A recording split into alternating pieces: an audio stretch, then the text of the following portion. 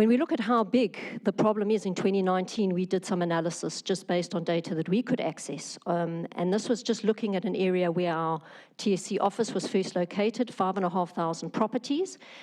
We could see that 45% of them, just over 45% of them, had some kind of title deed issue. A third of properties were owned by people who are dead. That's not going to be helpful.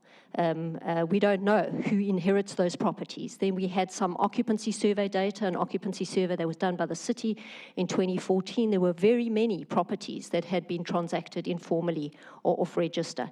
And then there were properties that had never been transferred at the time, around 800 or so properties. And we worked with Stefan and his team to transfer, and I think we're up to about 530 of those transfers on that original 800 batch. So it's significant. It's not just a few properties here and there. The informal system is well entrenched and quite difficult to operate in some low-income areas.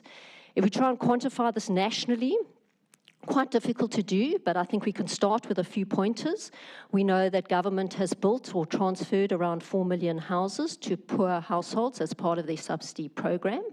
At the same time, according to CAF, the Centre for Affordable Housing Finance, there are around 6.7 million properties on the deeds registry in South Africa. CAF can find around 2 million of those subsidy properties in the deeds registry. Of course, in the deeds registry, we've got a problem. As I've mentioned, many of those properties that have been issued with title deeds, those title deeds are now compromised. So it's not just the backlog, it's also the title deeds that are compromised. And of course, we've got a whole lot of missing properties that never made their way onto the deeds registry at all. And we estimate that backlog is about 1 million. It still leaves 1 million or so houses that are not there, possibly in tribal areas or possibly maybe, I don't know, never built. It's hard to tell. But the bottom line is this is a significant problem.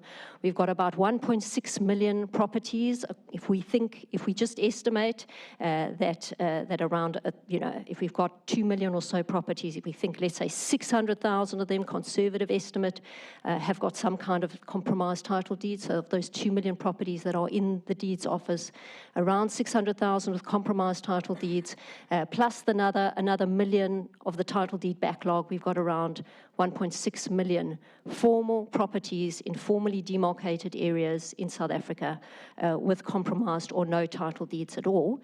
Just by way of comparison, you can't see it, it's a crib note for me, about 840,000 households in South Africa, according to the census, live in informal settlements. Isn't that interesting? And that's what we talk a lot about, the households living in informal settlements, but actually it looks like it's about double the households who don't have title deeds. So it's a very significant problem. And if we wanted to put some numbers to this and generously estimate the value of each property at around 200,000 Rand, we've got about 320 billion Rands worth of dead capital. It's roughly 5% of GDP sitting in low-income areas. So if we can sort that out, that's an enormous opportunity to level up low-income areas. And it's very targeted, this intervention, because it's precisely in those areas where we need to see investment.